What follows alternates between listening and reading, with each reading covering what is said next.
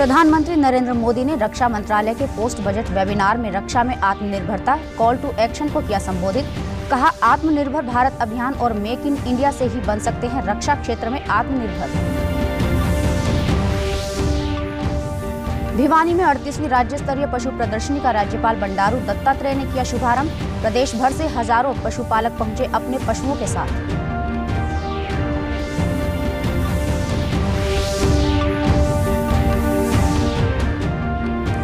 उप मुख्यमंत्री दुष्यंत चौटाला ने जींद में 49 परियोजनाओं का किया अनावरण। कहा, यूक्रेन में फंसे भारतीयों को लाने के लिए सरकार प्रयासरत।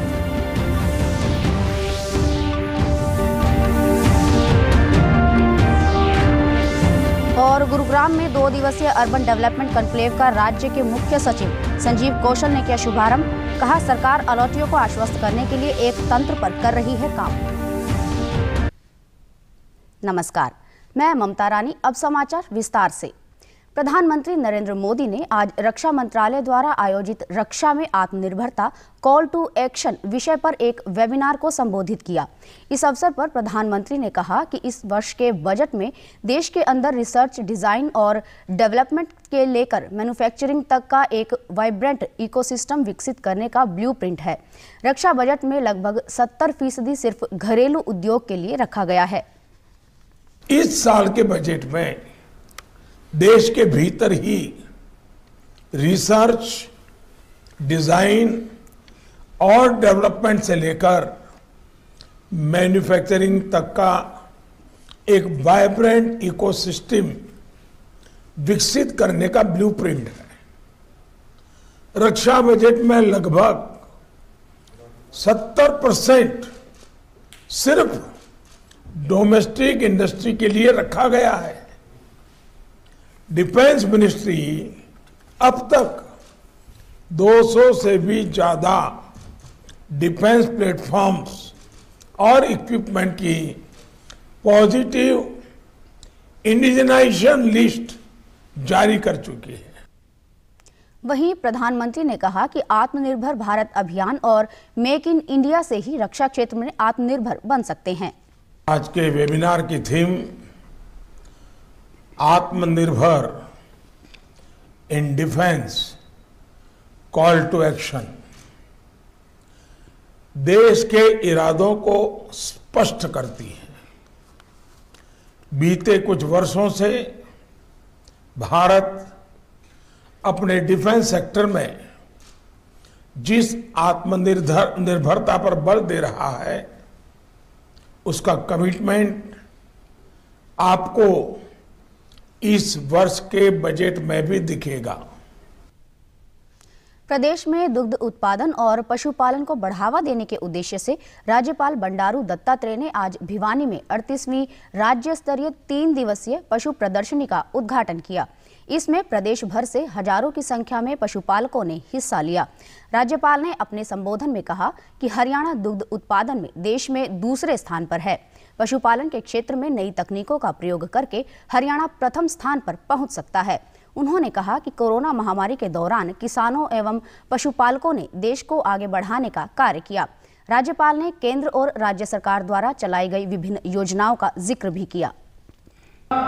इसी दूर खानों की बदौलत भारतीय सेना खेलों और कृषि क्षेत्र में देश का नाम रोशन कर रहा है। कृषि एवं पशुपालन मंत्री जयप्रकाश दलाल ने कहा कि पशु प्रदर्शनी में विभिन्न प्रकार के दुधारू और कृषि उपयोगी पशुओं की उन्नत किस्मों का प्रदर्शन किया जा रहा है। इससे पशुपालकों को नई तकनीकों और किस्मों की जानकारी मिलेगी।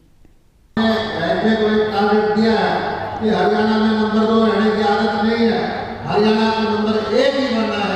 और उसी का लक्ष्य क्या है कि हरियाणा के किसान मेहनत करके दूध का उत्पादन बढ़ा करके हमने हरियाणा को ऊपर एक बढ़ाना है। प्रदर्शनी में हिस्सा लेने पहुंचे पशुपालकों ने बताया कि उन्हें पशुओं की विभिन्न किस्मों, उनकी देखभाल और खुराक के अलावा कृषि संबंधी अन्य जानकारियां मिली, जिनका उपयोग वे कृषि क्षेत्र में कर पाएंगे। तरह तरह के पशु देखने को मिले हैं और सरकार ने काफ़ी सुविधा की हुई है यहाँ पर। इससे पशुओं को काफ़ी वो मिलेगा, पशुपालन को अच्छा वो मिलेगा देखने के लिए, भाई ऐसे ऐसे पशु रहते हैं। यहाँ अच्छी बढ़िया उच्च क्वालिटी के पशु देखने पर हमें यह बहुत हर्षित हुए और इससे हमें काफ़ी अनुभव भी महसूस किया गया। और सरकार ने बहुत अच्छी व्यवस्था कर रखी है, आने जाने की फ्री व्यवस्था की है। और यहाँ मेले में प्रदर्शनी में हम ये प्रदर्शनी को देख के काफ़ी लाभ उठाएंगे। पशु को बढ़िया लेकर आए। हाँ अच्छा। हाँ जी। तो इसकी क्या खासियत है जी? इसकी खासियत इसकी माँ का 25-26 लीटर दूध है, लंबा ऊंचा है, भीम झोटा का है। उप मुख्यमंत्री दुष्यंत चौटाला ने आज जींद मुख्यालय के लोक निर्माण विश्राम गृह में लगभग 145 करोड़ रुपए की लागत से 49 विकास परियोजनाओं का अनावरण किया। इस अवसर पर उन्होंने बताया कि होंडा कंपनी मार्च महीने में उचाना ITI में अपना कोर्स शुरू करेगी। इससे उचाना के अलावा समस्त जिले वासियों को इसका लाभ मिलेगा। 145 करोड़ की लागत से 43 नई सड़कें या वो सड़कें जिनकी वाइडनिंग और एक्सपेंशन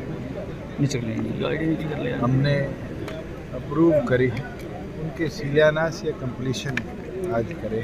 तो हमने 1.5 साल पहले पौधा उचाना ITI में लगाया था होंडा का, मार्च के महीने में।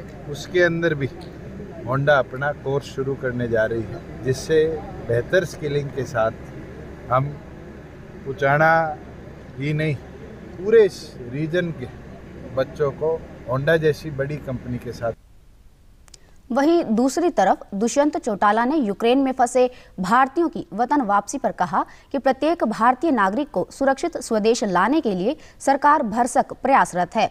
उन्होंने कहा कि यूक्रेन में रह रहे भारतीयों की सहायता के लिए सरकार ने हेल्पलाइन नंबर भी जारी किए हैं। सरकार भी और केंद्र सरकार भी गंभीर तौर पर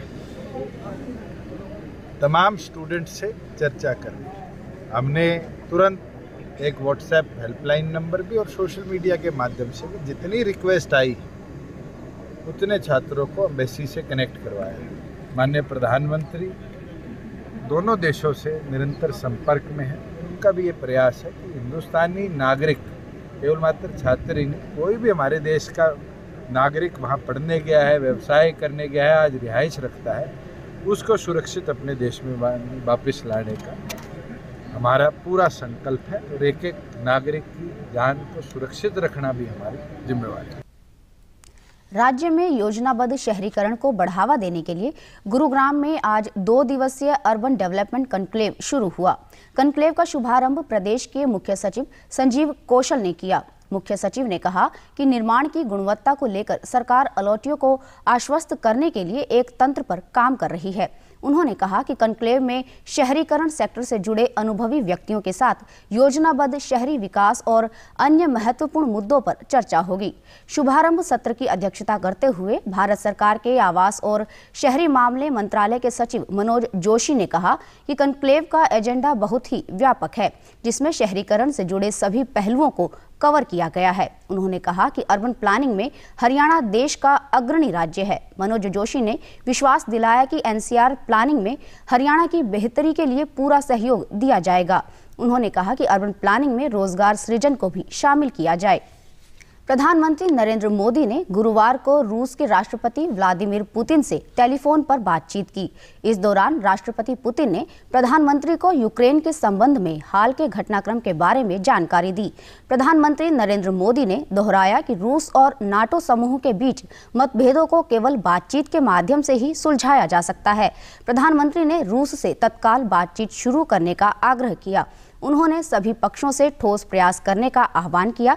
वहीं प्रधानमंत्री नरेंद्र मोदी ने यूक्रेन में भारतीय नागरिकों की सुरक्षा के संबंध में भारत की चिंताओं के बारे में रूस के राष्ट्रपति को अवगत करवाया। राष्ट्रीय समर स्मारक का आज 3रा स्थापना दिवस है। प्रधानमंत्री नरेंद्र मोदी ने 25 फरवरी 2019 को राष्ट्रीय समर स्मारक राष्ट्र को समर्पित किया था।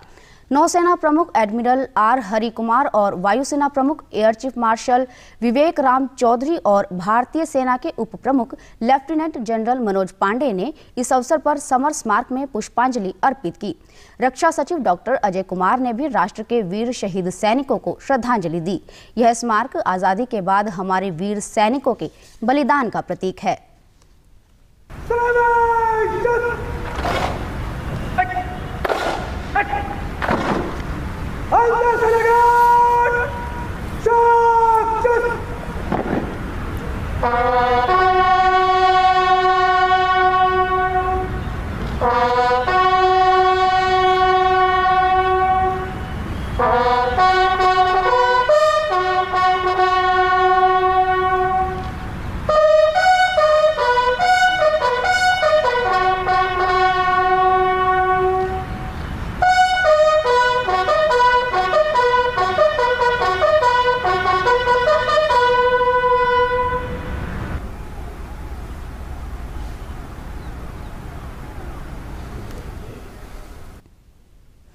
केंद्र सरकार ने राज्यों और केंद्र शासित प्रदेशों को निर्देश जारी किए हैं, जिनमें कहा गया है कि 18 फरवरी को स्वास्थ्य मंत्रालय द्वारा जारी दिशा निर्देशों का पालन किया जाए।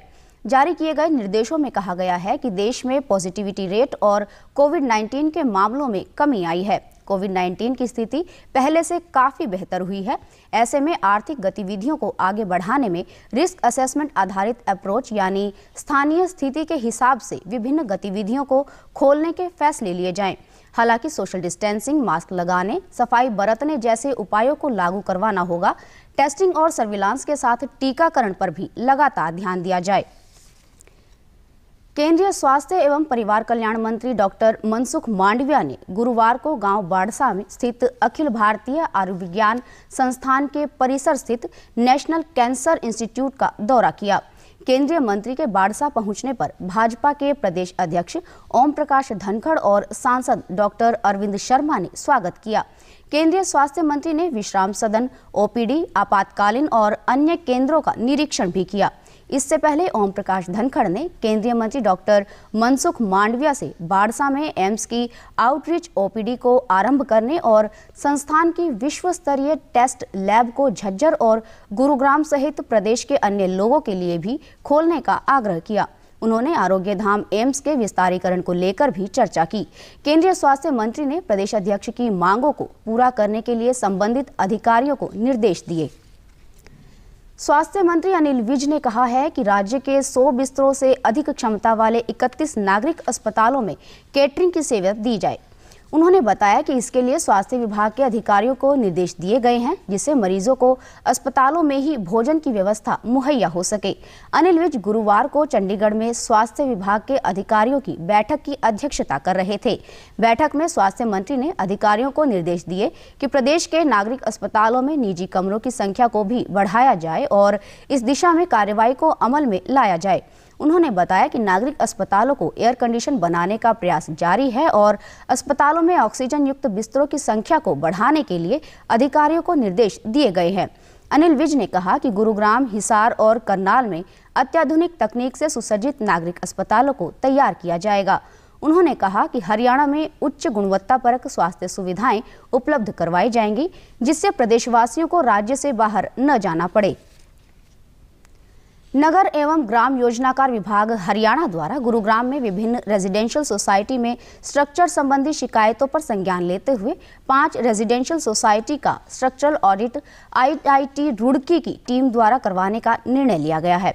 इस बारे में जानकारी देते हुए उपायुक्त निशांत कुमार यादव ने बताया कि गत दिनों सेक्टर 109 में चिंटल पैराडिसो के डी टावर में हुए हादसे में 2 लोगों की मृत्यु हुई थी। इसके बाद जिला प्रशासन को गुरुग्राम से कई अन्य सोसाइटियों में ऊंची इमारतों के ढांचे संबंधी विषयों को लेकर शिकायतें प्राप्त हुई।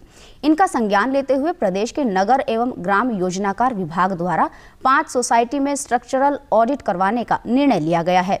टीम द्वारा जिन 5 रेजिडेंशियल सोसाइटियों का स्ट्रक्चरल ऑडिट किया जाएगा, उनमें सेक्टर 108 स्थित रहेजा वेदांता, सेक्टर 109 स्थित रहेजा अथर्व और ब्रिस्क लुम्बिनी, सेक्टर 109 स्थित M3M वुडशायर और सेक्टर 110A स्थित महिंद्रा औरा शामिल है।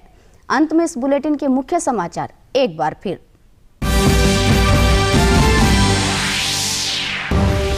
प्रधानमंत्री नरेंद्र मोदी ने रक्षा मंत्रालय के पोस्ट बजट वेबिनार में रक्षा में आत्मनिर्भरता कॉल टू एक्शन को किया संबोधित।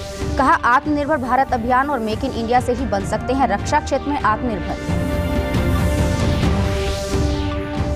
भिवानी में 38वीं राज्य स्तरीय पशु प्रदर्शनी का राज्यपाल बंडारू दत्तात्रेय ने किया शुभारंभ। प्रदेश भर से हजारों पशुपालक पहुंचे अपने पशुओं के साथ।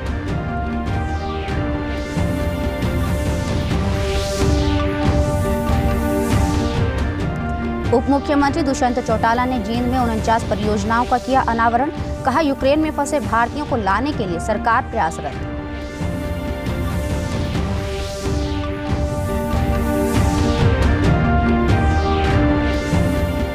और गुरुग्राम में 2 दिवसीय अर्बन डेवलपमेंट कॉन्क्लेव का राज्य के मुख्य सचिव संजीव कौशल ने किया शुभारंभ। कहा, सरकार अलौटियों को आश्वस्त करने के लिए एक तंत्र पर कर रही है काम। सभी दर्शकों से अपील है कि आप जब भी घर से बाहर निकले तब मास्क जरूर पहनें, 2 गज की दूरी बनाए रखें और एक नियमित अंतराल पर अपने हाथ धोते रहें। और अगर आप पात्र हैं तो टीकाकरण अवश्य करवाएं, तभी आप कोरोना महामारी से बच सकते हैं। आज के बुलेटिन में बस इतना ही। नमस्कार।